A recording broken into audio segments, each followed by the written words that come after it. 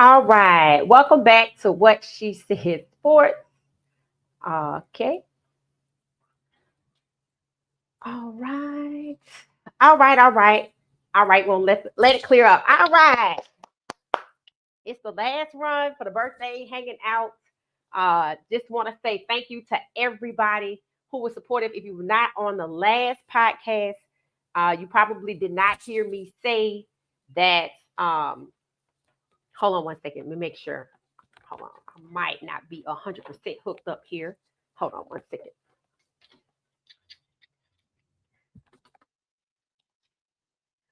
Okay. Not on the last podcast. You maybe didn't hear me say thank you to everybody for the birthday wishes, for the cash apps, for the super chats. I said that I bought the jersey, and I got a confirmation back from Well Off Media that they received my order. So I think it's supposed to be here. I ordered the 144 Well Off jersey, respected.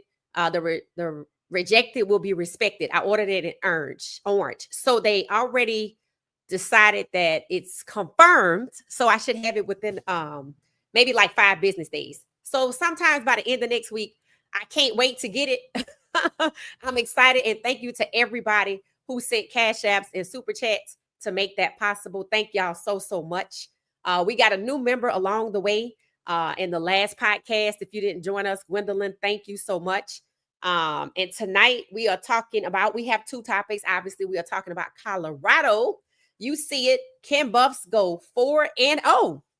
I happen to believe that Colorado is getting ready to get what they deserved in 2023. They started off 3-0 and sabotage set in. I'm not going to mince words. Sabotage set in. So now we get to run it back with the right people, right? We get to run it back with a team that Coach Prime said is better than the team that we had last year. And that's saying a lot. Better than the Travis, better than LeJounte, better than Shedeur, his own son, Shiloh. He said it. We have a better team. We're not just relying on the quarterback and the wide receivers to bail us out. I in fact said that I think this is the FAFO era.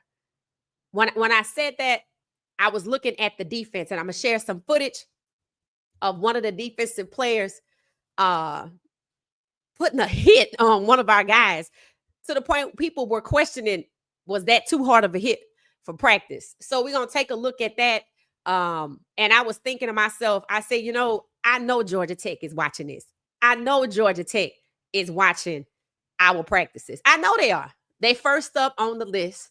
They had kind words for Coach Prime. They respectful people, but they coming in to put a BTA on us. They coming in with a chip on their shoulder. Why? They went 8 overtimes with Georgia.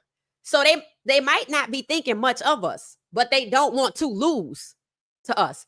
They're not going to put us in their mental as the same category as Georgia, but they don't want to lose to Colorado either. In fact, Georgia Tech has maintained they coming back to Atlanta with the dub. I'm like, oh, really? Oh, okay. So I know they are watching our practices. They're out there for people to see. They're good. They're informational. You don't know who the starters are, but you could kind of figure out. And I heard the wide receiver coach say it today. He said, we getting ready to start throwing reps to the people who up first. So they're going to have a chance to see and prepare for who they're going against. But these guys, the wide receiver room, stacked. The O-line, I don't even want to say revamped, led by Jordan Seaton, who Coach Prime said he think he missed the franchise now. And then you have Xavier Hill right next to him. When you watch the one-on-one reps with the O-line, and they say they're rotating the right tackle, I get it. It seems to me that the defensive line and the offensive line been, I guess, battling each other out, and it's pretty tough. And sometimes depending on it, I think they do the ones versus the twos instead of the ones versus the ones and the twos versus the twos. That defensive line ain't no joke. Then there's the secondary. Oh, they're not playing no games. Preston Hodge stayed late to talk to Coach Prime. Preston Hodge knows that this is his year. He just got married. He's not playing no games. And then we got the newcomers.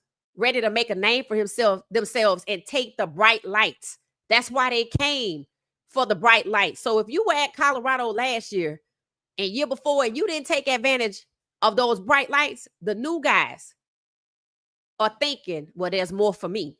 The new guys know what's available, what to do. They not coming in being meek. They the ones putting hits on people. So let's take a look at one of the first plays that I think is actually it sets the tone for what I think the team is in 2024 and the defense for sure. This is what the FAFO era looks like at CU. So let's take a look. Got to share my screen. Give me a minute.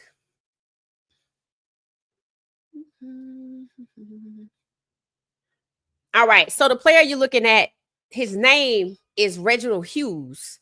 If you know anything about him, let me know.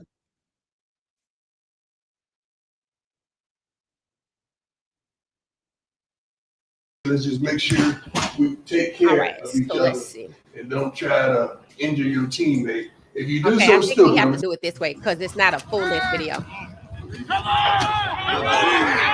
Good Lord. I'm gonna play this a couple of times so y'all can see it.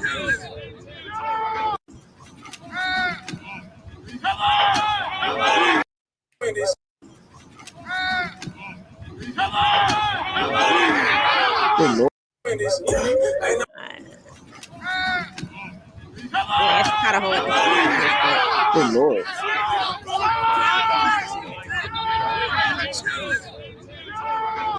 All right, here we are. That looked like Caden Salter. Good Lord. One more, just watch it again.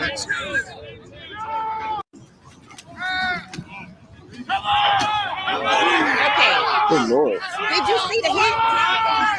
Did you see the hit?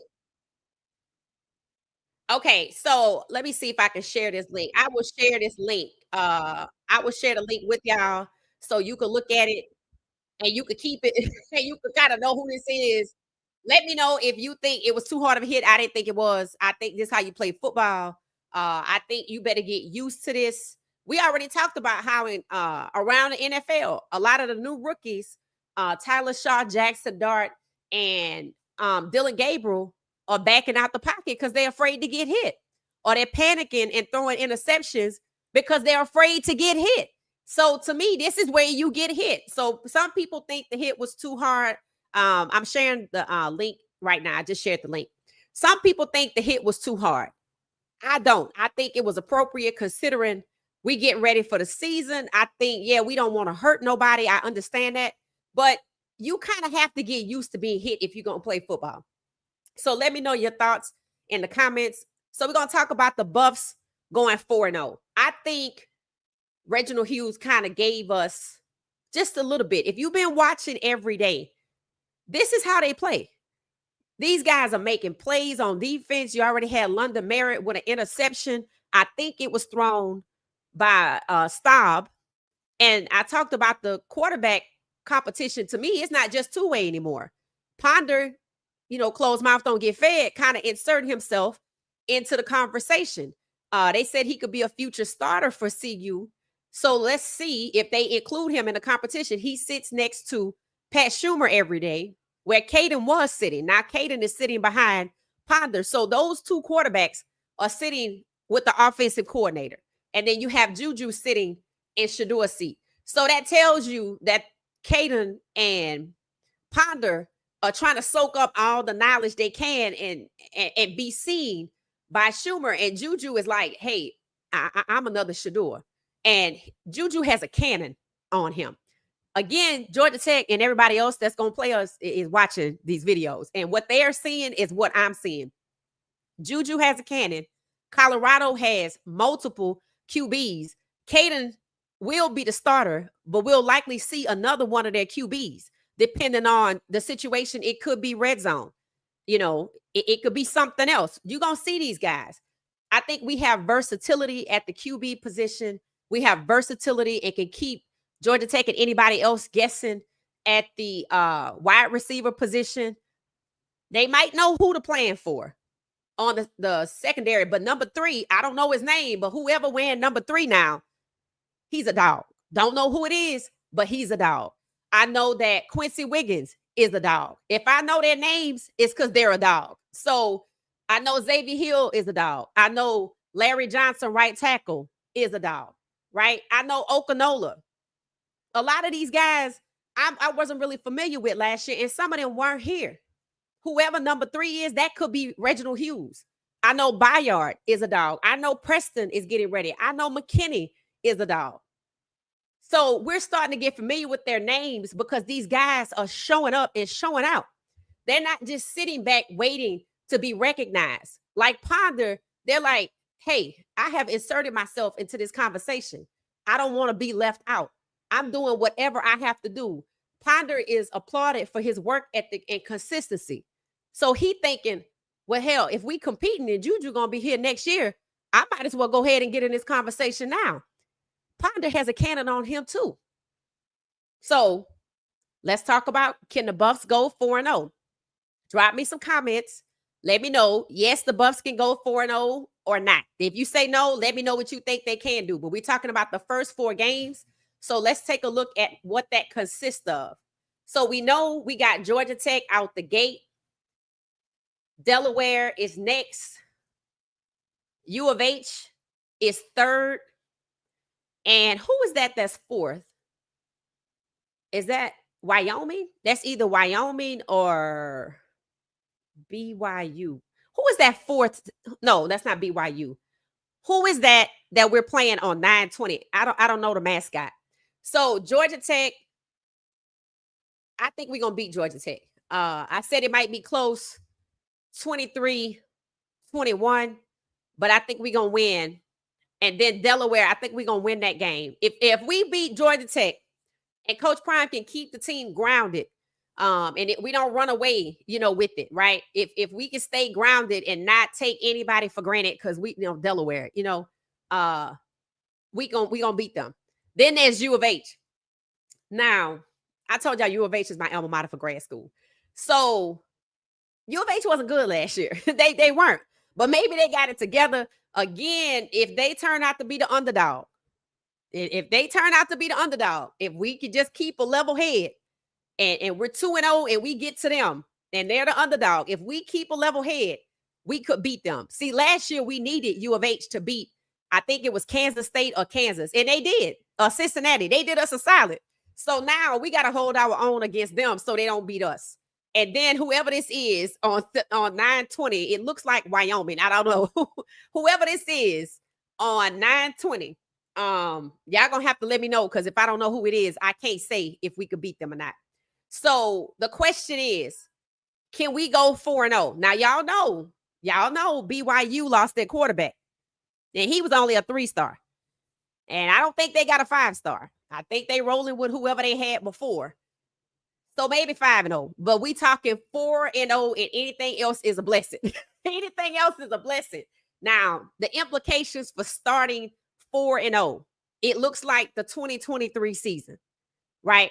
People start getting antsy. Oh, they finna run away with it. Then they start hating on us. Then we got to deal with the refs. Then normally somebody on the inside is a snitch. So basically, y'all think we gonna make it 4-0 through the first 4 games? We'll worry about the implications later. Let me see what y'all are saying. Oh, they say that's Wyoming. Okay, so that is Wyoming. Okay, so I want to see what y'all saying about going 4-0. So I'm checking the comments, just seeing what y'all saying. All right. Hey, Tina, how you doing? How you doing? Hey, Joyce, thank you. Appreciate you. I think you sent me a super chat the last time. It didn't show up this time, but thank you so much. I think I saw your name as we logged off. Good evening. How you doing, Reverend Nelson? Gracie said, I'm back for more great content. Thank you for the birthday queen. Thank you. Val. Hey, Val, how you doing? Roll call, Salafi. Welcome. Let's get this party started. Facts. In fact, let's put on some music, because we just going through the comments right now. And we going over 4-0. I need your opinion, your thoughts. You see the schedule in front of you. Turns out that's Georgia Tech, Delaware, U of H, and Wyoming. Can Buffs go 4-0? There's a lot of film out there already on practice. So essentially, we want to see if what y'all thinking. So let me put on some music while y'all are contemplating. And we just gonna set the vibe up here because it is my birthday. I got a birthday cake about to pop up in a minute. Blow out some candles and make a wish. Y'all know what I wish. I got 2 wishes. I have 2 wishes. So we just gonna see here. All right. Getting the music together.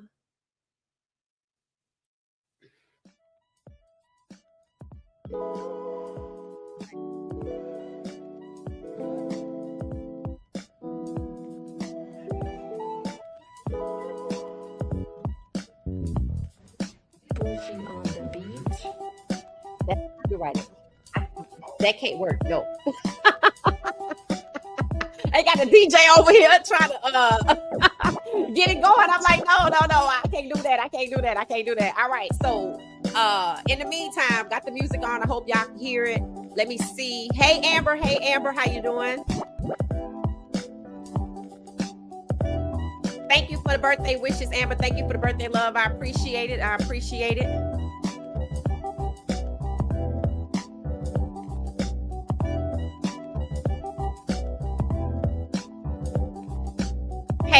Hey Val. Thank you. I appreciate the love already, Val. Thank you so much. Blue Moon, how you doing? Let's see. Jay said Colorado is about to run the table. They have more weapons and superior coaching this year. I agree. Again, two factors that Vegas has not considered. But I told y'all, also too, Vegas playing some of these people. I felt like last year at the UCF game, we were supposed to lose by 13 points, and we ran the table on them. We put a BTA on them. And I say, you know what? People are saying that, Vegas is setting people up to be, okay, y'all, this my birthday. This my candle. Okay, all right. All right, let's just do a little quick happy birthday. All right. Happy birthday to you. Happy birthday to you. Happy birthday to me. Happy birthday to you. Dear God, please let Shedeur get traded. And the Buffs go undefeated. And it says happy birthday 10,000 because I'm on the road to 10,000. Thank you. Thank you. That's cute. I definitely want a slice. Thank you so much. Thank you. All right. So y'all heard my birthday wish. All right. So all right. Let me turn this down a little bit because I feel like the music might be a little bit too loud. Okay.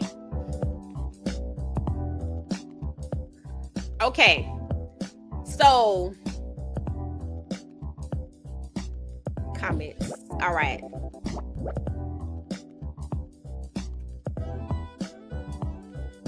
So back to Jay Bryson. Colorado is about to run the table. They have more weapons and superior coaching. Right. Again, 2 factors Vegas does not consider. We're expected to go 6-6. Last year, we were supposed to go 6-6 with Travis and Shedeur. We're supposed to go 6-6 without them, which means they're not looking at the team. They're not looking at the players. They said we lost all of our weapons, and we were only supposed to go 6-6 with all of our weapons. So I agree with Jay. Colorado is about to run the table. The question of the day is, can Colorado go 4-0 against the first 4 teams we play? Georgia Tech, Delaware, U of H, and Wyoming. Let us know in the comments. So we're going through the comments. Thank you. Is that Angela? Oh, thank you, Angela. That's sweet. Thank you, Angela. Thank you. I appreciate the love. Thank you so much. Y'all know next I'm going to get that book. What is it? Turf Wars is supposed to be out on the 5th. So thank you, Angela. It will be put to good use to get a book to share with the podcast, written by, I guess, a former leader of the NFL Players Association. It's supposed to be a tell-all book, a fight for the soul of the game of football. So I'm going to buy that. Salafi sent me the link. Thank you, Salafi. And another person sent me the link too. Thank y'all so much. So that's what it'll be used for. So we're gonna use it to dive deep into this, what's really going on behind the scenes, I guess, from a NFL Players Association executive perspective. So thank you so much, Angela. Thank you for the birthday love. I appreciate it. So we got one person that say we're going to run the table. So let's see what everybody else is saying.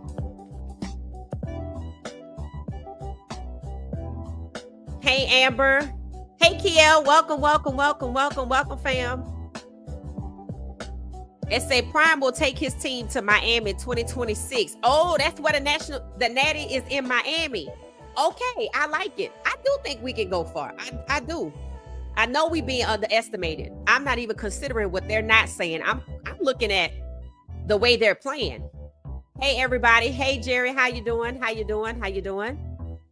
It said that's a proper hit to the running back. The only ones who can get popped per coach. Okay, thank you. So that was Micah. That was Michael Welch that Hughes put the hit on. So you see how Hughes plays. And he don't look like a really, really big guy. But he's not afraid to get out there and hit. I don't know what his jersey number was. But if he turns out to be number 3, I get it. But if he's a different jersey number and we have number 3, I'm telling you, the secondary is going to be interesting. One of the weaknesses of Georgia Tech is they don't have a solid secondary. That was one of the weaknesses when there was a comparison done between Colorado and Georgia Tech in the spring. But as we get closer, I don't know, maybe they added somebody else. But that's one of their weaknesses. And y'all know we have a stacked, exceptional wide receiver room. So the score might actually be double what I said. I said 21, but they must have a solid defense if it's not double. So we'll just see on that. Amber said, oh, that's why Coach Prime was trying to temper them down. He said, don't hurt your teammates, right?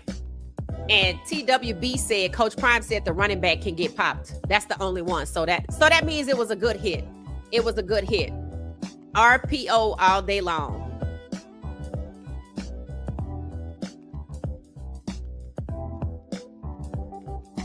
Blue Moon said the Buffs have to bring the energy for Georgia Tech. It needs to be personal.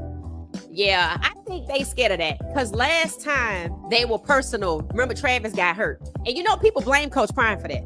They were like, if he wasn't this, that, and the other with the team. So they scared of that. I think Colorado going to be comfortable because they're at home. I think Georgia Tech going to have to deal with the elevation. I think it's going to be a problem for them, just like it's a problem for everybody else. That's one of the advantages of playing CU at home. You might be good, but you're not just playing against the team, you playing against the elevation. So that's another thing. That wide receiver core, I think, is good. Their secondary is supposedly downfield, not pretty good. We got 2, if not 3 QBs, but I think Caden gonna get the nod, but I think one of the other ones gonna hop into the game. I'm just gonna be honest. If our secondary is good, we can obviously stop their receivers. But the question is, can we stop the run? And from what I've seen, if somebody had London Merritt 3rd on the depth chart, I'm like, if he is 3rd on the depth chart, everybody else must be stellar. Because he already had an interception. He's good. And he's a freshman out of IMG. See, those freshmen are coming from IMG to CU because they see Jordan Seaton can start. These players want to go somewhere they can play now. So London Merritt is hungry. He sees Jordan doing it, so he doing it.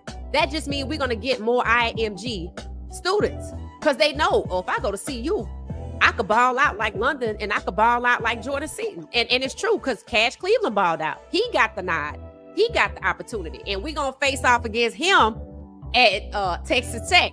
Hopefully we're not playing at Texas Tech. I don't want to go back there. Because that tortilla madness was just too much. That was too much. So yeah, it needs to feel personal. But yeah, hopefully, since we're at home, hopefully we can take care of business there. Anthony Vance said yes, we could go 4-0. I wanted them to play Houston last season. Oh yeah, we didn't play them. Did we play them? No, we didn't. I don't think we played them. So you wanted them to play last year? That's interesting. Yeah, no, we needed them to help us out. We didn't play them last year. When do we play Baylor? Let me look. Let me look, because that's gonna be a nice matchup again. I'm assuming we played him again. I don't even know. Let's see. We have BYU is the 5th game. TCU, oh Lord. TCU is away. So U of H is in Houston. U of H is in Houston. TCU is in Houston. Iowa State is home. Utah. We going to Utah. So that's the rivalry this year. No Colorado State. We have, it's called the Rumble in the Rockies. That's what it's called. The Rumble in the Rockies. So they go to their spot for that. And people say they're going to beat us. I don't know why. Maybe they did something different, but people say we're going to lose that game. Maybe because it's a road game. We got to look into that as we get a little closer. Then there's Arizona. We played them again at home. And then there's West Virginia. We go to West Virginia wherever they at. We go to them. And what is this down here? Who is that on 1122? Is that Arizona State? It looked like Arizona State, but I can't tell. And then the last one, who is the last one? Kansas State. We don't play Baylor. We don't play Baylor this year. Oh, I don't see them on this schedule. Somebody look into it and confirm it, but I don't see Baylor. I don't think we played them. It would have been nice. That was a game of a lifetime. That was the game of a lifetime, to be honest. So yeah, we don't play them. Oh, okay. Somebody else showing me love. Thank you. Donna's Studio. Thank you for the birthday love. I appreciate y'all. Thank you so much. Thank you. Angela and Donna's. Thank y'all so much. And thank you to everybody else, because y'all been showing me love all weekend. I appreciate y'all. Thanks, everybody. All right, so let's see what somebody else is saying. 4-0. Can Buffs go 4-0? That was the question if you're just not joining us.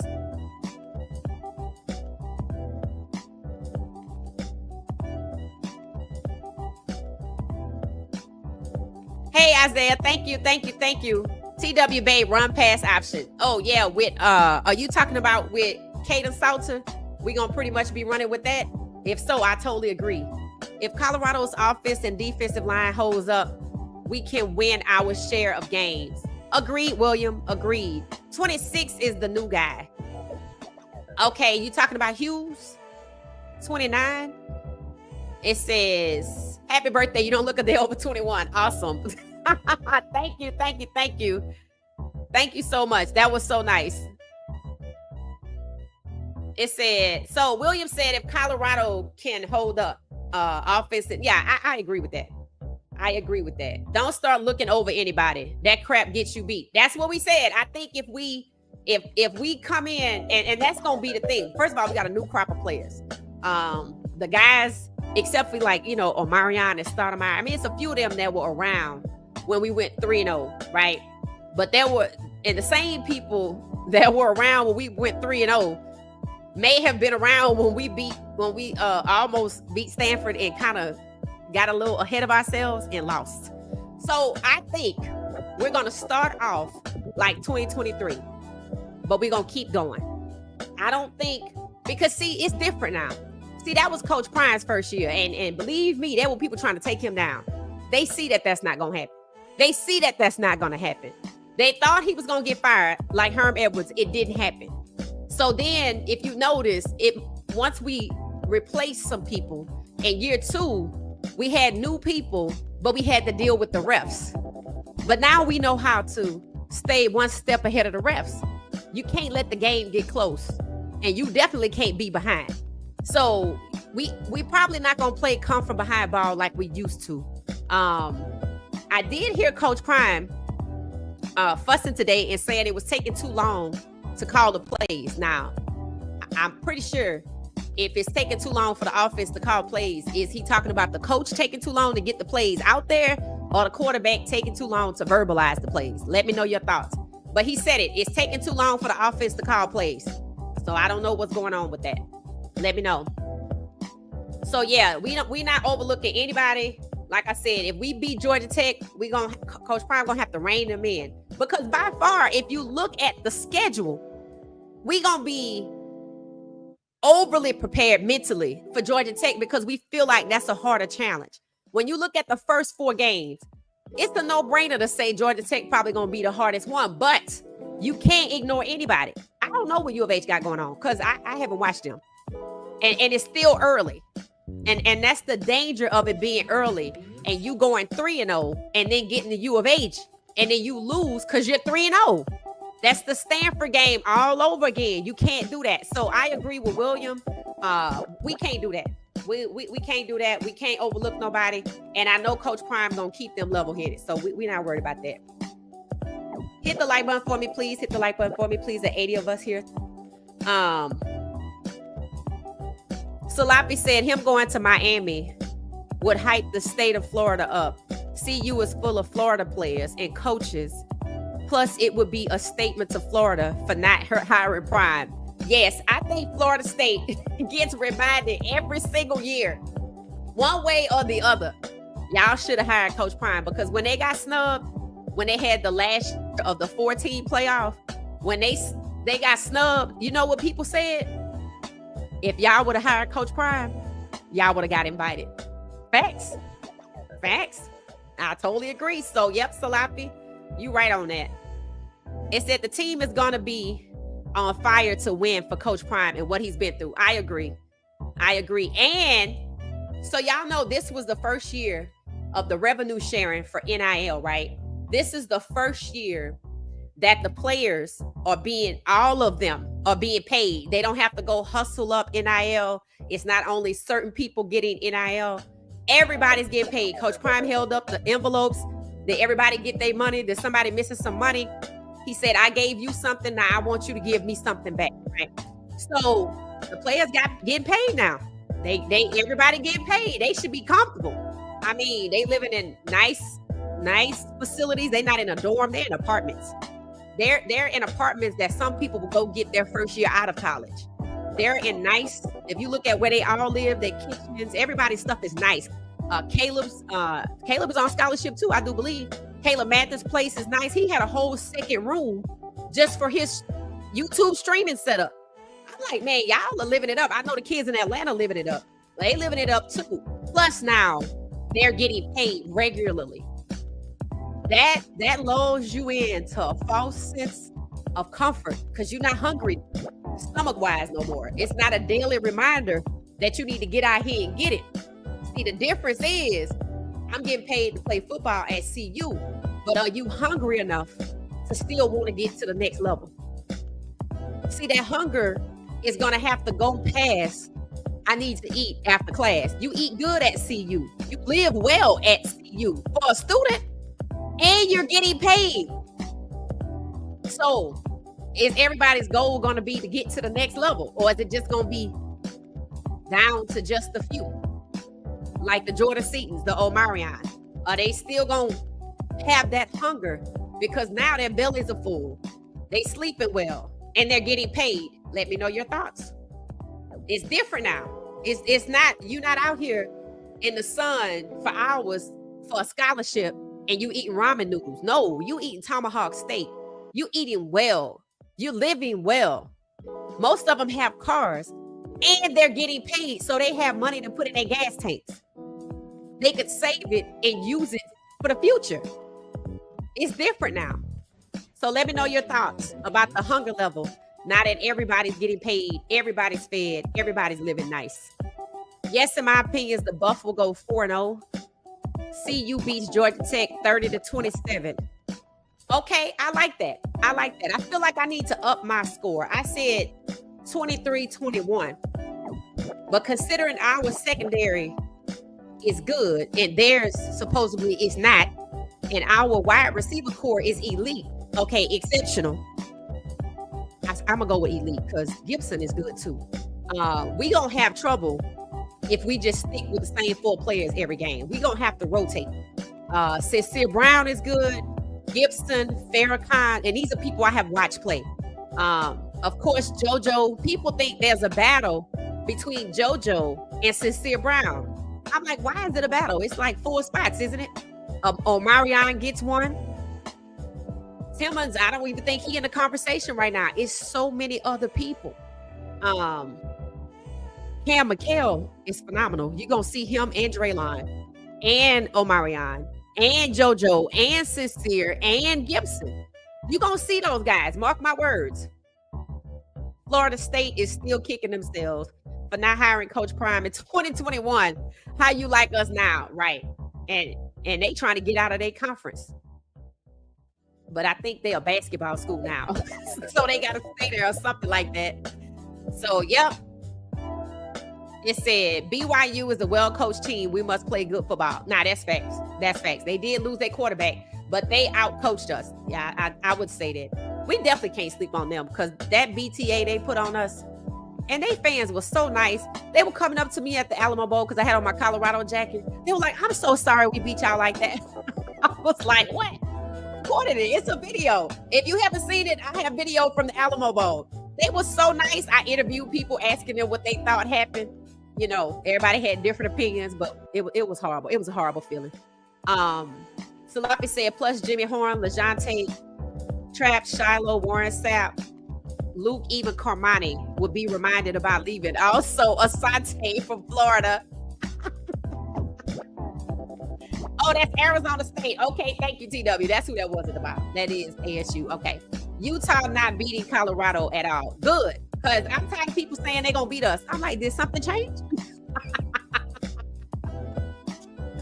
Yeah, funny. Well, why would they beat us? I'm like, no. I mean, did they get some more weapons or something? I mean, I could see if they got some more weapons, but they didn't have none last year. So, and don't get me wrong, we by the end, we might be a little uppity there. You know, we might have to control ourselves. I'm hoping we go all the way though. It's possible. CU is not the same CU. Nebraska played nice. They disarmed us. They took advantage of our slow start.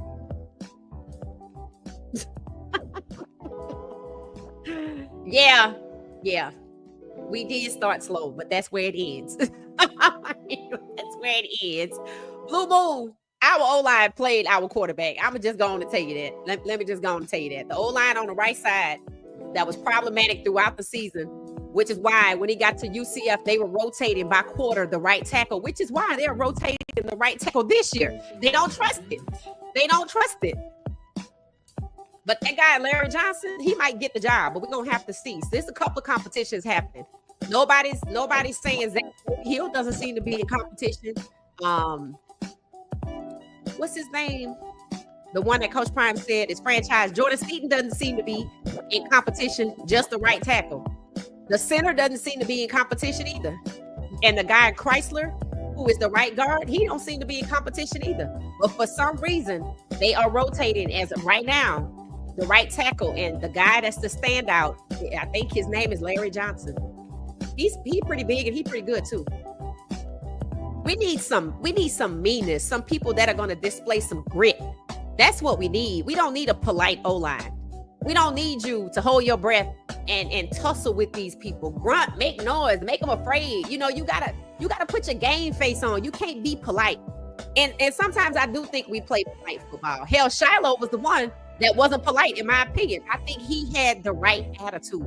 I feel like other people were kind of afraid to act like that. Now, Travis had a lot of joy and exuberance, but Shiloh had the grit that we need. We don't need no polite football. We don't need polite football. Hey, Juanita, how you doing? 11/25 is Utah. Oh, yeah, I hope that 11/25 is the date? Okay, I'm assuming that's what you're saying. Which team last year kept faking injuries? Kansas State. Kansas State faked them injuries because of the altitude.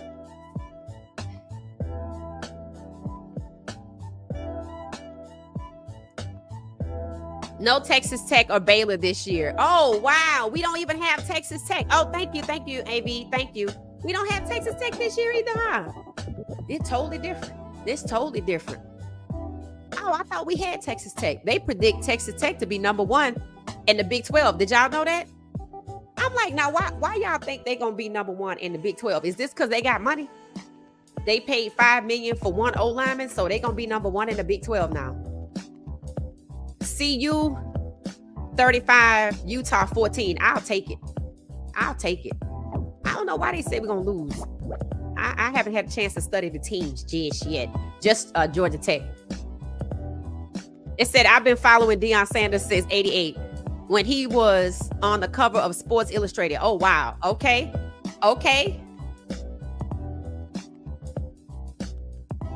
Transition taking too long for the QB. Interesting. Yeah, I heard Coach. So what TW is saying is, I mentioned that Coach Prime said he was kind of fussing. He said it's taking too long for the offense to call plays. So my question was, is he talking about the coach for the offense taking too long to get the plays out? Or is he talking about the quarterback? So TW basically is saying he's talking about the quarterback. I'm like, oh, okay. So again, I don't know who he was talking about, but they want him, whoever it is, to move faster, or all of the quarterbacks to be faster when it comes to play calling. And I don't know what causes that. You know, I come from a different system with a slower tempo. If you have any thoughts on what causes a lag in play calling, especially because all of our quarterbacks, except for Ponder, and I don't think we was talking about him, are from somewhere else. Juju is from high school. Caden is from Liberty. So if he's talking about those two, hell, Staub was with us last year. But if he's talking about either of those two or any four of them, I mean, what causes the lag in play calling? Somebody let me know. I know we have some experts in the chat. Thank you on that. It said the rest will be cheating again. Somebody probably gonna give out the plays again. Well, we did good last year. And, you know, I felt like we had a few turncoats around. I think the turncoats that I feel like we had was more on the playing side this year. I say year one, it was both. It was the O-line and the coaches. And I think they exploited those guys and fed them a bunch of BS, which made them toss their careers to the wind for revenge. That's how I truly feel. And year two, I think it was just inept coaching. I think the O-line coach for year two just didn't know how to coach. I'm like, do you not know to rotate your players? Like, I could tell you that. And that's what it was. His style of coaching was just yelling until they get it. I'm like, okay, you have a depth chart. Use it. And at one point, the whole damn depth chart for the right tackle was gone. So to me, they're doing right by rotating that right tackle until they figure out who they can trust. Because that's what the problem was last year. That's not a coincidence. And some of those guys are still on the team, and I'm shocked by that, to be honest. I'm really shocked. So instead of rotating the whole line, they're rotating right tackle until they feel like they could trust somebody. We have to play all 4 quarters from the gate. Yep, no slow starts. We're gonna have to. And I don't think that's gonna be a problem this year. I can't tell you why it was a problem last year. I agree. BYU is well coached. Plus, they are a praying school. I mean, we're a praying school too. We're a praying school too. Only 2 teams that are questionable is West Virginia and Arizona State. Everyone else is a cakewalk. Well, this is what Arizona coach said this week, or was it last week? Might have been last week. Somewhere between Monday and Friday. And this was him talking about his own team. He said, we're playing, but not with passion. So I think what he's trying to do is coax his team out of a sense of slumber. See, was CU the question I just said? Everybody getting paid, everybody eating good, everybody living good. That kind of is the case for everybody now, especially in the Power 5, because that's who doing the revenue sharing. All these players getting a check. All of these players are living somewhere decent. I don't know if any of them are in dorms. Hell, most colleges have student apartments. So most of them living good. Most of them have a car. All of them are now being paid. And all of them eating well. The football team always had access to food when regular students didn't, because of their diet and this, that, and the other. So when I heard ASU's coach say, yeah, but we not playing with passion, that's what makes me ask the question, now that everybody's getting paid, do you think that the hunger will still be there? Let me know your thoughts. So Arizona State got the same problem. They're not playing with passion. I'm going to go with the money. Must be the money. Yes, they are all being paid. Yep, everybody being paid. And that is great. Lily, that is great. That is great. And like Coach Prime keeps saying, I'm going to give you something. I want you to give me something back. He's reminding them, we don't have to give this to you. We are giving this to you, but we don't have to. So I'm giving you something. So I want something in return. I mean, that's only fair. That's only fair. We're paying you. I could be paying somebody else. Am I right? You were selected. I have come to the conclusion that it is a privilege to play football at CU. They live really well. They eat really well. And we know that CU's meal program is unique. Other schools don't have that. Coach Prime went out on a limb and got specifically what they have for a meal program. You see how they have the smoothie station. So basically what I'm saying is it's a privilege for them to be sitting in the seats they're in. So Coach Prime wants something back. And you know what that something is. He said, I want you to show up where your feet are. If you're in this room, I want you to leave your problems behind. And he told his own problems. So in addition to overcoming bladder cancer, his mom, he said she's not, her thinking isn't as sharp as it was, or she'll think he said things that he didn't say. And she came to him, which makes it easier. She came to him and told him that she wants to start going to a nursing home during the day to spend time with people that are like, you know, about her age, in her situation. And Coach Prime said, you know, it hurt me to see her like that. I was like, Lord, if she get dementia, it's gonna kill her. And he said, Mama, I know you. I know if you go up there every day, you're gonna want to take a nap and you're gonna turn up on them people. So I probably need to get you a room where you could take a nap, because I know you're gonna get sleepy and tired while you're there. And she said, well, okay. I'm like, wow.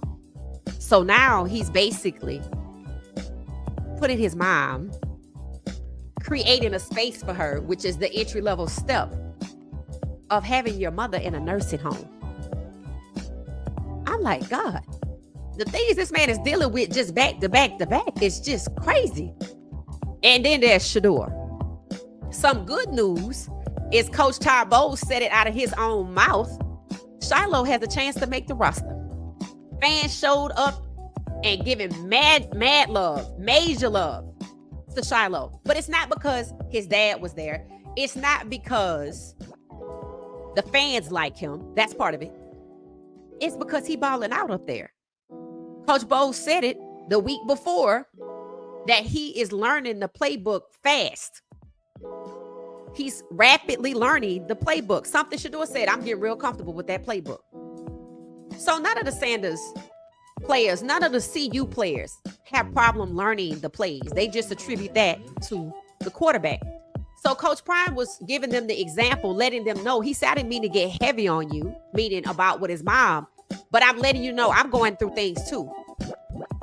And I have to block all of that out and come in here and give y'all the very best. So I want y'all to give that to me. Leave everything behind and let's get the work done. And then, because, you know, the problem's going to always be there. And I happen to agree with him. Some people choose to go to work so they can have something else to focus on other than their problems. There are women, after they have babies, they don't want the whole 8 weeks off. They feel like it's so much pressure that they need to get out for just a few hours, if it's part-time, and focus on something else just so their mind can ease up a little bit. So he told them, you know, he hated having those catheter bags. He said, I don't like this. So I did what I needed to do to get better. He said, that's what you're going to have to do. If there's something about the way you play the game that you don't like, you're going to have to do some things so you could get better.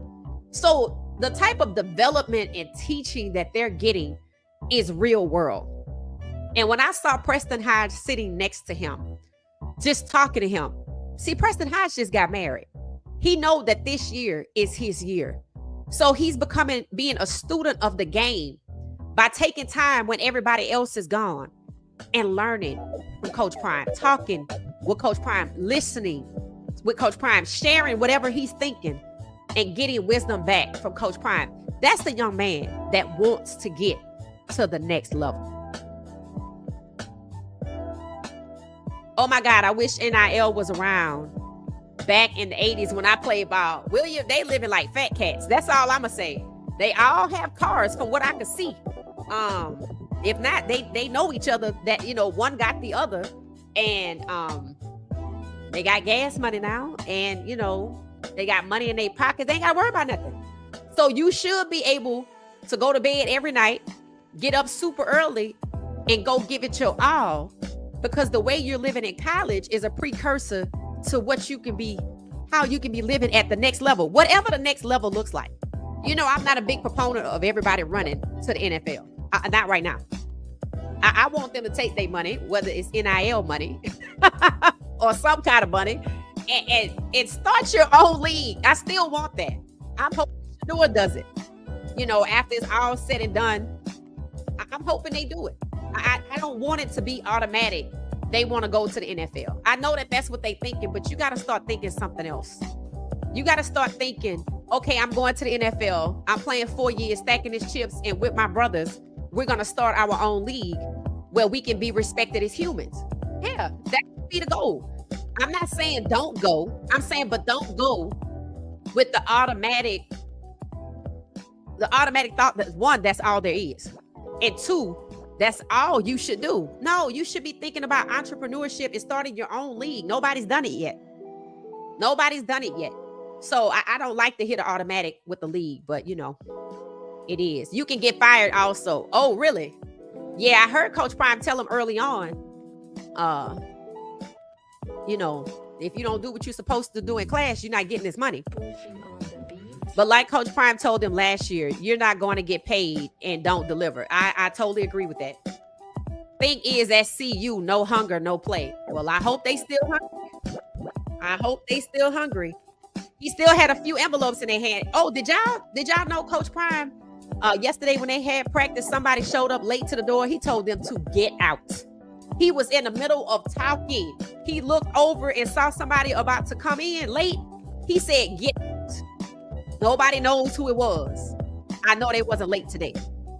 Because if they was late today, they might as well just start packing up and going home.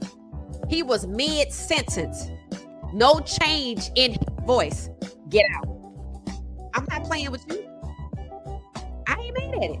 You getting paid to come in here and you late? You supposed to be 15 minutes early. Remember at Jackson State, they had to beat Coach Prime to the auditorium. It wasn't if you on time or late. If his golf cart pulled up to Jackson State auditorium where they worked, where they had their meetings, you was late. Shiloh was late. Get out. Same way. He don't play. And people want to say he favored his kids. No, he didn't. Because he told Shiloh to get out. See, people don't know that because they don't bother to go back and watch. You got to have 4.0 in TDs. That's what you need to have. Travis had it. Did you see their cars? What? No. They got cars like that? 100,000 and better? Oof, no. I thought all they had was Dodge Chargers or Challengers and stuff like that. That's all I saw. It said not worried about BYU or Delaware at all. Oh, good. CU has to be disciplined with less penalties and run the ball. Yeah. Now, I do think we're going to run the ball. Coach Prime has alluded to that most of the time. He was excited about it. I don't know. Have y'all seen Marshall Faulk at practice? Okay, y'all, I got to take this off my head. Something's sticking me in my head. Something's sticking me in my head. Okay. My glasses. The crown, and the headset is just too much. Hold on 1 second. Woo. This is the last night I'm wearing it, so I want to wear it. I bought it to wear it. So I was so proud of it when I saw it. I was like, I want to wear this. There we go. So you know, what were we saying? Hold on 1 second. Yeah, you got to be disciplined with less penalties. But Coach Prime did say we're going to have a running game. I believe we're going to have a running game. Have y'all seen Marshall Faulk at practice? Does anybody let me know? I don't know who people are. Now, I do know Pecco. I know who he is. I saw him and another coach talking. I think it was Pecco and the O-line coach, Gunnar White. I think I saw them on the field because there was a race. The fastest defensive lineman versus the fastest offensive lineman. And then they did fastest defensive player versus the fastest, like it looked like a receiver or offensive player. The offensive player won the second time. First, they let the real big guys go, and defense won. And on the second time, the guy with the white jersey won, I think. I could be wrong, though. But go watch it. It's on Well Off of You. Angela said, yes, we going 4-0. All right, Angela. It said, no disrespect to the other quarterbacks. Juju Lewis is the truth. Juju is good. There are some people who believe that Caden is starting because he's a senior. I disagree. I think Juju's good. I'm ready for him in the future. Don't get me wrong. But see, what people don't understand, because they don't know, see, Caden is not just experience in football at a higher level outside of high school. Caden has already gone undefeated. You need a quarterback like that. If you're trying to go undefeated and you have a quarterback that has legs and the defense going to have to try to stop him, and Georgia Tech has already said that's what they believe if they can stop Caden, that they got us. That's how much they put emphasis on his game. See, we don't know the people, because I know ESPN put out Caden Salter's highlights. I ain't seen no other college quarterbacks highlights out. They put his highlights out. Caden is top 15 if you ask the NCAA football, so you know that's a lie. I'm gonna go with top 5. He might even beat Lenore Sellis. I'm not ashamed to say it. Caden is good. In fact, on X, I posted a picture of Caden, and I said, you see the look on his face? I said, that dude right there been underestimated his whole life. And even though, like Shedeur, he's balled out and he's good, people still keep estimating him. The look on his face said everything. I'm looking to see if I can find it, because that young man, Caden, is going to surprise a lot of people because they're not paying attention. When they say we lost all of our weapons, he heard that. He like, oh, they not counting on me. No. And then he at CU and he competing with Juju, and Juju gets a lot of camera time. Even outside people talk about Juju like Caden is not there. That's him being counted out again against a freshman coming out of high school. And I told y'all when they first started meeting for this season, you know, before they got into strength and conditioning, I noticed Caden, not Ponder, Caden was sitting next to Pat Schumer. So Caden has been, in my opinion, counted out a lot. At Liberty, he balled out for them, and they went against his dual threat capability to a run game, something that they do to dual threat quarterbacks. So when I hear people complaining about Shedeur in Cleveland being a pure pocket passer, which means that they want the running around guy, the dual threat guy, they don't want him either. It's about black quarterbacks. And Caden sat back and watched what happened to Shedeur. So he know, just go in there and work. That's one of the reasons why y'all saw him working out with select QB. Now, I don't know how expensive that is, you know, that he could just keep doing that. But the fact that he did it and he looked good when he did it, meaning it's there for him if he needs it. So I'm telling y'all, Caden is what you want, especially against Georgia Tech. Now, when we get to Delaware, if Delaware turns out to be easy, and I'm not saying it is, we are not going to underestimate anybody. But if that's the case, then you're going to see Juju. Hell, you might see Ponder. Ponder has put his foot in the door that just kind of wants to be seen. So I say Caden is QB1. Juju haven't seen every situation at the college level. And he hasn't gone 12-0 in college. I need you to do it in college. Everybody hasn't done that. So don't sleep on Caden. I want to share this clip. I think this is our defensive line. The reason I said Colorado is in their FAFO FAFO season. All right, let's see if I can get it. Let me share my screen.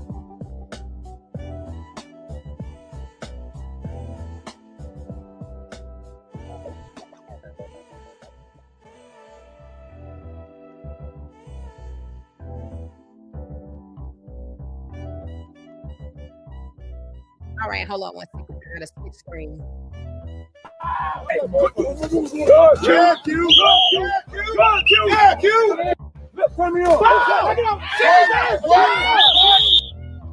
All right. So when they said you, I think that's Quincy Wiggins. Okay, I want you to remember him. Number 49, is that his number? What is his number? I'm trying to see his number.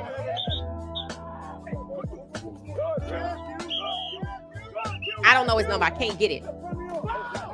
48? Well, his name is Quincy Wiggins, I think. I don't know his number, but I'm telling you, that guy right there. So you've already watched, right?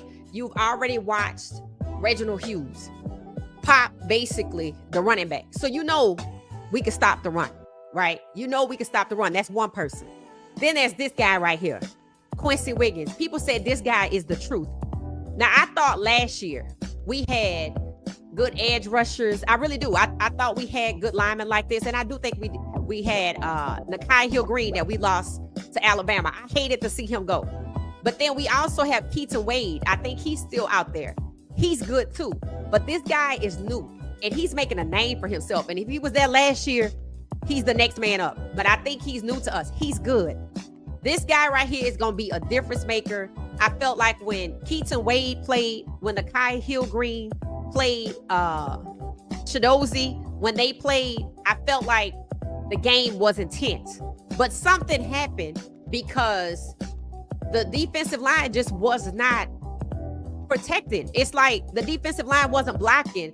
They were leaving it up to like Shiloh and some of the other guys, and that wasn't their job. That wasn't their guy. I think even Cameron Silma-Craig had to block a lot. And he was also, I think, a safety. I think he's listed as a safety with the Jaguars. They should not be blocking, and people didn't know that. They felt like when it came to Shiloh and Cameron Silma-Craig, they could have did better. I said, y'all, it was a whole line in front of them. So it's about knowing the position and where they play on the field before you want to blame Shiloh. And I think people did take shots at Shiloh because he was Coach Prime's son. But honestly, honestly, what was going on with the defensive line? So you let me know. But this guy, I'm going to leave it on. I'm going to just turn the sound down. And if it repeats, it repeats. Because I think, if you're just not joining us, you could kind of see these are the guys that I say this is Colorado's FAFO season. Now, I don't know who 74 is. That could 72. I don't know who that is. Did you see that? Yeah, that's 74. Yeah. So in terms of the defense, it's good. But in terms of the offense, I don't know. What do y'all think? The white jerseys of the offense. So that was the center. So he had to snap the ball and he had to block. 74, the guy got away from him eventually, but he slowed him down. 72, the guy got away from him eventually, but he slowed him down. See, last year, I didn't see that kind of blocking from the center. Next time you see the clip and you see the center snap the ball, then he instantly have to start blocking. I didn't see a lot of that last year, but I could have missed it. See right there? You see that? How he stopped the guy? Yeah. Yeah. But see, when you go back and you look at the Baylor game, if you look at the right side, if we would have had anywhere near this type of protection at right tackle, we would have probably won another extra 2 games. The problem is on the right side, this wasn't there. There was none of this. None of this. None of it. It was like they just didn't get the guy, or they let the guy go past, and then they try to act like they were trying to get the guy. I'm telling people, look at that damn Baylor game. Shedeur was sacked 8 times for lack of protection. It wasn't all on him, like people want to make it seem. It was not, and he still found a way to win that game. So I think I'm gonna stand by what I said. I think this is the FAFO era. I think we finna run back 3-0 from 2023, but it's gonna be different because it's not the first year. It should be less sabotage because they got an inner circle now, right? I think the coaches want to win. I think the players want to win. This is the third year. For 2 years, the people that play for us now that weren't with us before, watch CU, struggle to get better, watch them get better. And then they came and they going to help us to get further. So I think these guys are hungry. But the defense, if they could play like this with this type of intensity and it's just practice, yeah, we going to be just fine. We going to be just fine. Because I'm telling you, in the Baylor game and a lot of games, they didn't have this kind of protection. I don't remember I think the only game I remember the center really, really trying to tackle was the Nebraska game. And that did not go well. And y'all know why.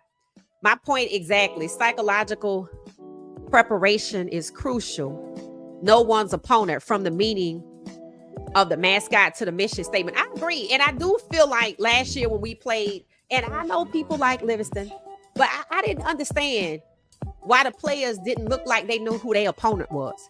Because I know when you watch film, you're not watching generic film. You're watching film for the team that you're getting ready to play. So you should have known to expect certain things.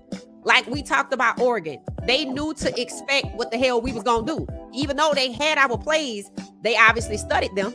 They obviously studied them because they knew what the hell we were going to do. So what I didn't understand was in the Nebraska game, it's like we hadn't decided on defense until the second half of the game if we should be playing man or zone. I don't understand that.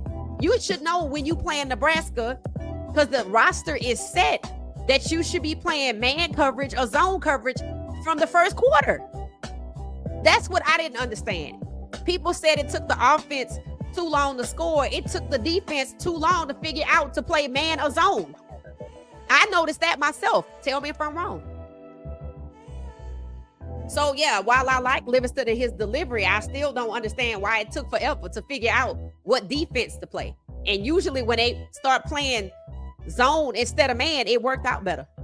BYU is going to be a problem. We shall see. Warren Sapp is back. Okay, I haven't seen him. I haven't seen Falk or Sapp, but I don't know what Falk looks like. Sincere Brown is the fastest, 6'5" with 4.2 speed, and the conditioning of Swayze will be a difference maker. And did y'all know he went to college with Xavier Weaver and Jimmy Horn Jr. at USF? And they say he was faster than both of them when they were at USF. People were talking about it. They said, yeah, he was the fastest one out of Jimmy, Zay Weaver. I'm like, somebody faster than Jimmy? Lord. So Sincere Brown's going to be a problem. He going to be on that field. So they said something about they think it's going to be him or JoJo. I'm like, is there no chance for both of them to be on the field at the same time? Because if there is, they both are tall. You're going to see them out there in certain situations. I think the Delaware game, if it's not as difficult, if we can run up the score early and maintain it, I think you're going to see some of the other guys. BYU players are very friendly and humble, right? I went to one of their youth camps. Oh, okay, Lily. They were really nice at the Alamo Bowl. I was surprised they was saying they felt bad for beating us like that. I was like, they so nice.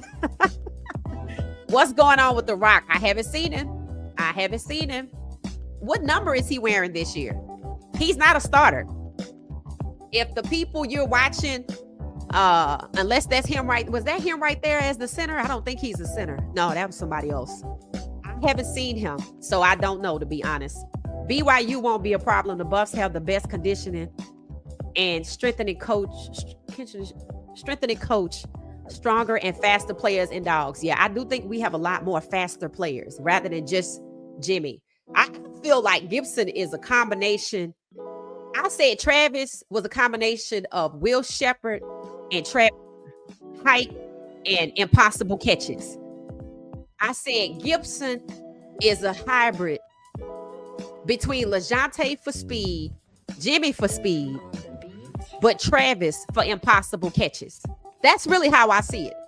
Let me know your thoughts there too. Farrakhan Jr. gonna be our breakout freshman good. He seems quiet.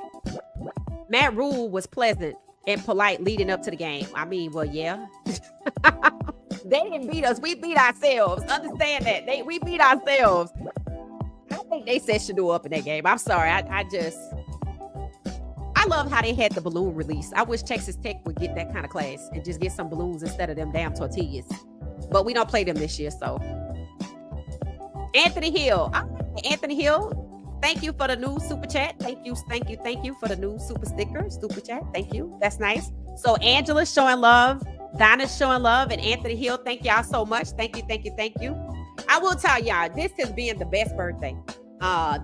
This is my first year celebrating my birthday with the podcast community. And we are a real community. Same people, we all get together every day and talk about, various topics. Lately, Shedeur, and we're going to talk about Shedeur in a minute.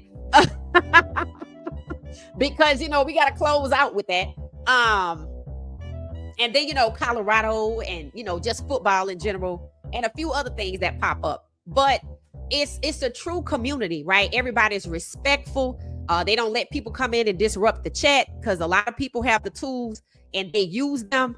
So, they are protective of the community and, everybody offers good insight. So I just want to say thank you to everybody because, without y'all, I wouldn't be doing this.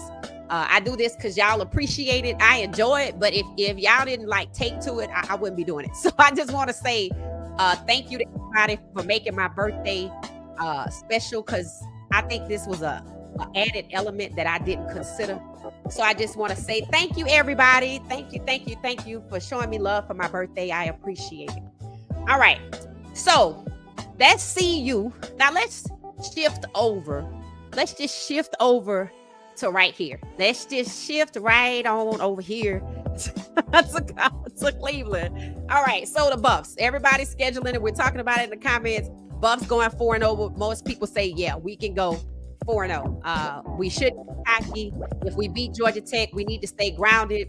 Going into U of H, if we're 2-0, we need to be grounded. Going into BYU, if we're 4-0, we need to get grounded. People don't think Utah's truly going to beat us. BYU might. That's the consensus. BYU might beat us. But we have a good defense. We have better coaching. The guys should still be hungry, even though everybody is getting paid NIL now. They've already gotten their checks. We know Coach Prime don't play. The offense, the receivers are good. I think the run game is good. Now, if y'all notice in practice, I saw Michael, so I don't know how much we're going to see of the run game. I think I saw Dallin Hayden. I'm still waiting to see Track Hawk. Somebody let me know what his jersey number and or his real name is so I could know who I'm looking for. People think Draylon is going to get a lot of time because we lost Charlie. So Micah, Dallin Hayden, Track Hawk, and Draylon Miller. Cam McHale is another guy to keep in the conversation for wide receiver, along with Sincere Brown, JoJo, Gibson, Farrakhan, Omarion. And did I miss anybody? Because I think we're going to see those guys. I think the name of the game in this FAFO era is versatility. We truly have two quarterbacks, but Ponder is three. And I think if we play games and it gets a little easy, if we get, up enough that we can't lose, I think we're going to see these guys. If nothing else, Ponder's showing up, putting his name in the conversation and getting on camera is going to end up somewhere else if we don't find something for him to do. And he's good. And I would hate to play against him. If I get more footage of him, I follow him on X now. If I get more footage, I'll share it. So remember, we got 3 QBs that could play the game, not just 2. All right, so let's talk about Cleveland. So earlier today, I shared a compilation that Jerry sent of Shedeur balling out, right, in practice on one-on-ones. Now, they said he didn't get any team reps. And the next thing you know, he was gone off the field, and the team said he had shoulder soreness. So They use this opportunity. Now, remember yesterday they had him mic'd up, and I told y'all that was nothing but what Malcolm X said, to pacify. Those are trinkets and false victory. That's what that is. It gives the appearance that I'm with you, I like you, I'm nice to you, but then I don't give you what you came for, right? I don't give you what you have earned. That's what they were doing to him yesterday. So today he did ball out, but he had 0 team reps. That's what they're saying. So what you're looking at in front of you through today or yesterday, I guess today, is a total of the numbers of reps that went out. As you can see, the least amount of reps, Pickett don't count. This just last week. Pickett don't count because he got hurt midway through the process from last week to this week. So we're not even worried about him, but he had an interception. But he did have 3 touchdowns, but he did have an interception, and he was 23 or 34, but I don't care. So he out. So let's talk about the other 3. Flacco, 92 completions. Sanders only had 70 total. Gabriel had 113. Look at the disparity between Shedeur and Gabriel. Now, if my shoulder wasn't hurt, it would suddenly start hurting me. If I knew this and this is still happening, and you had me mic'd up yesterday, but you don't give me no team reps today, that's a slap in the face. That means you're playing with me. Now, I'm not saying he doesn't have shoulder soreness. Yes, there are people questioning it. That's not a surprise, right? They got to find something to talk about. But when I hear Cleveland reporters talk, my ears starting to hurt. I think we're almost done with them. Again, the tone is changing. The external pressure has moved on from ESPN, from us to ESPN to now just random media.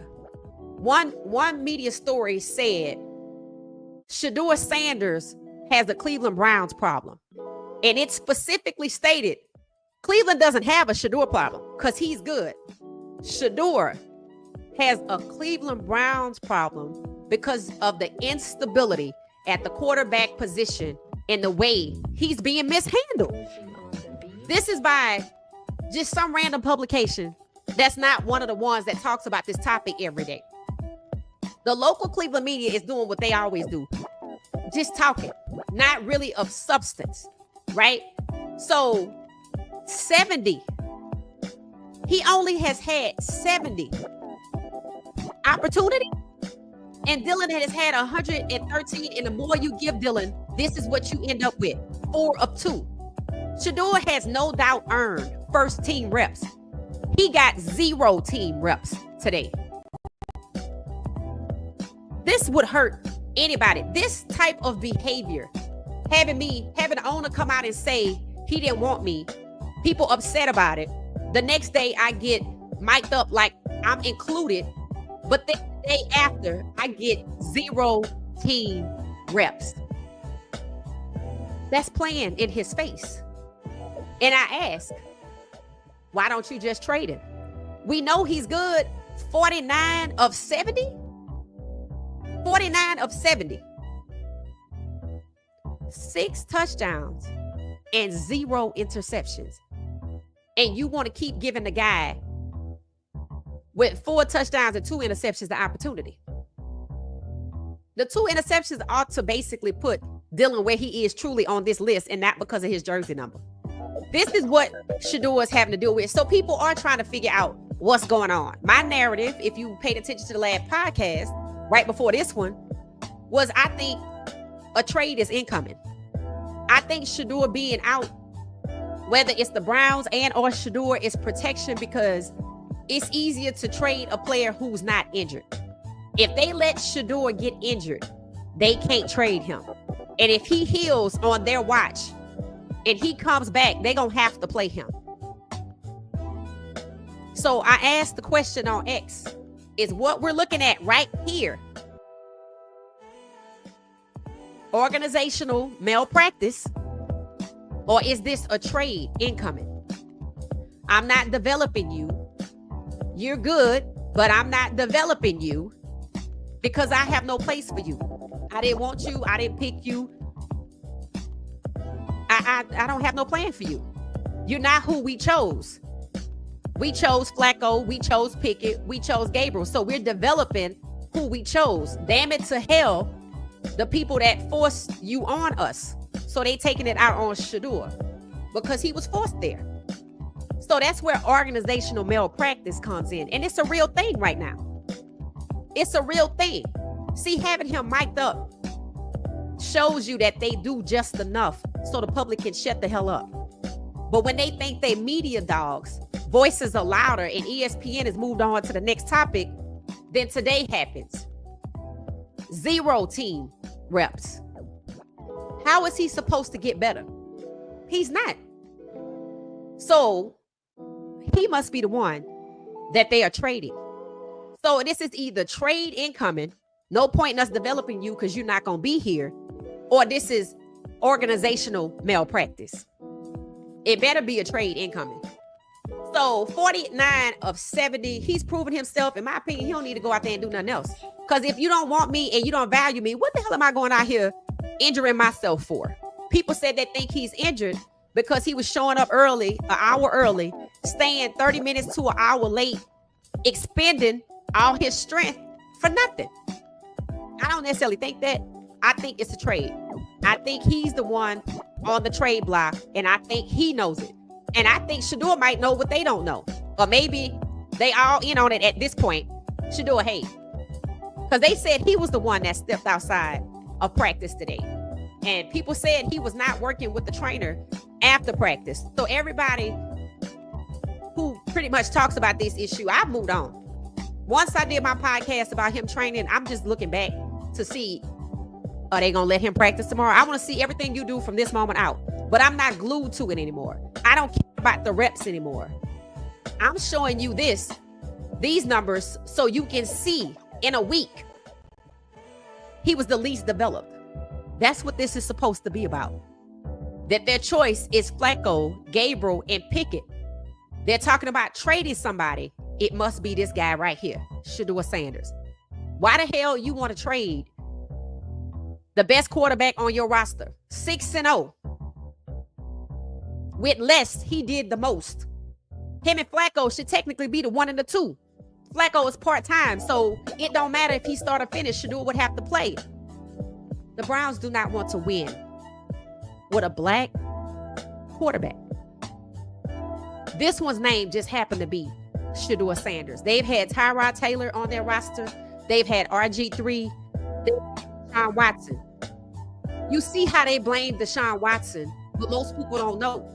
Deshaun Watson was healthy. They rotated him with 2 other black quarterbacks.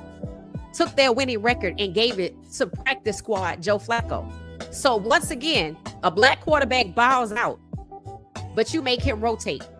And when it's time to play the toughest opponents, Lamar Jackson, 2-time MVP, you put in the 5th round, developmental QB who got hurt coming out of college. You don't want to win with a black quarterback. Cleveland has never drafted a black quarterback in the 1st round. It is not believable at this point. It is not believable they were ever serious about Shedeur. That is fraud.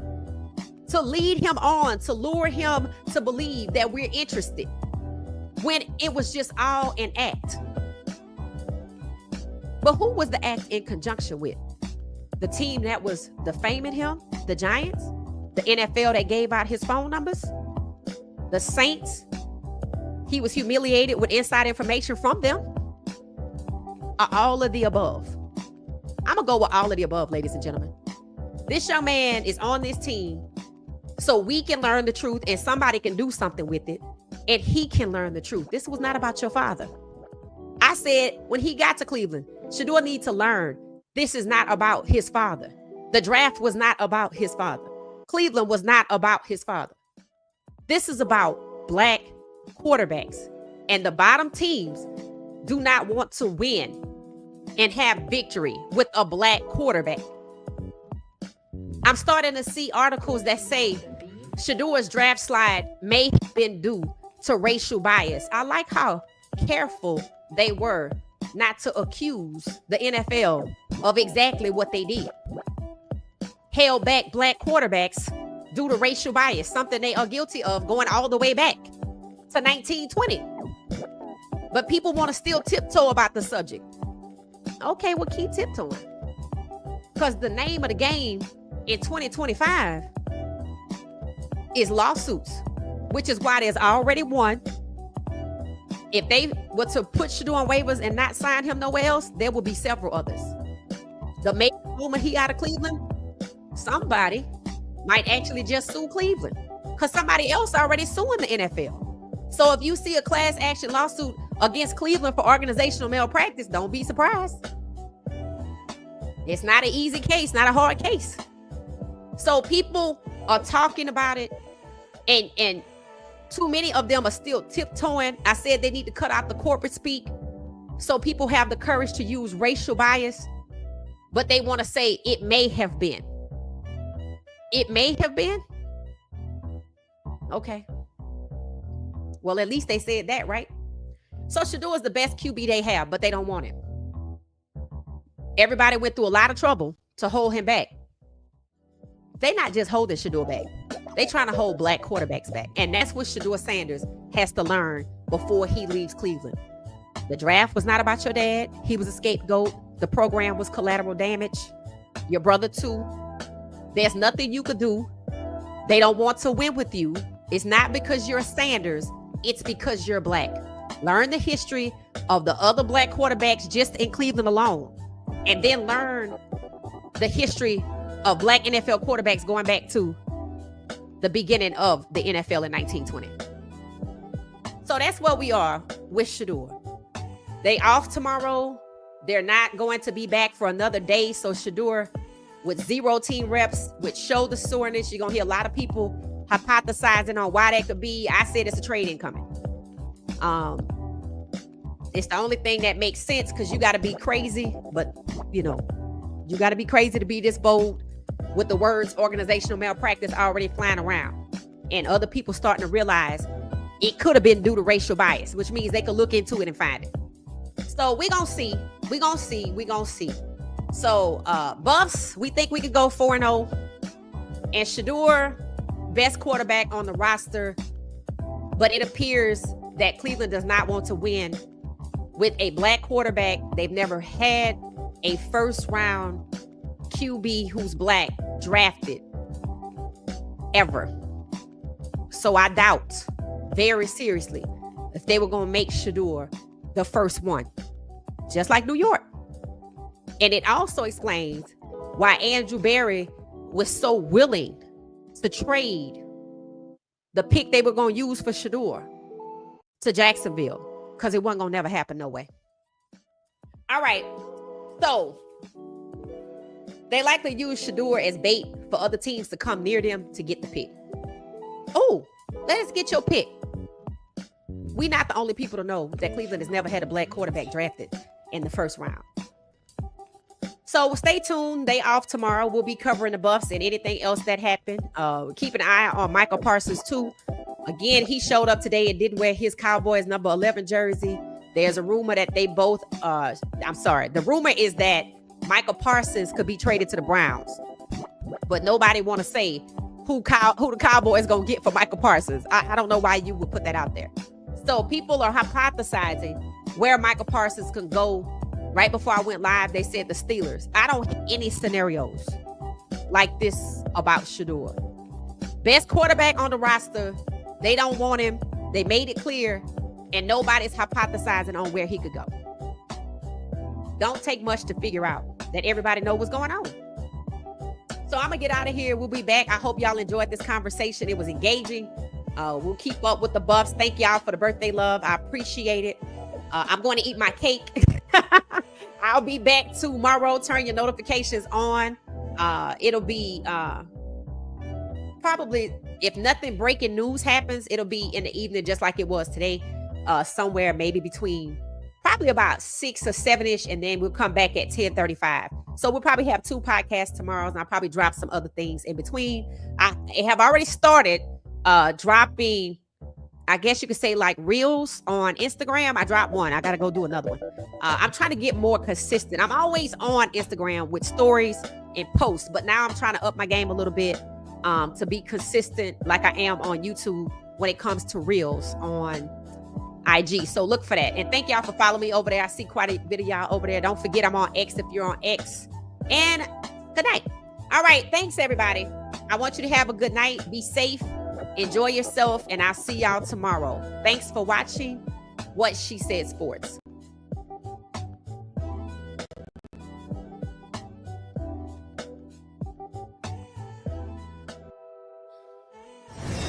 Thank you for watching What She Said Sports. Be sure to join our daily live stream and listen up to What She Said Sports on the go on Spotify.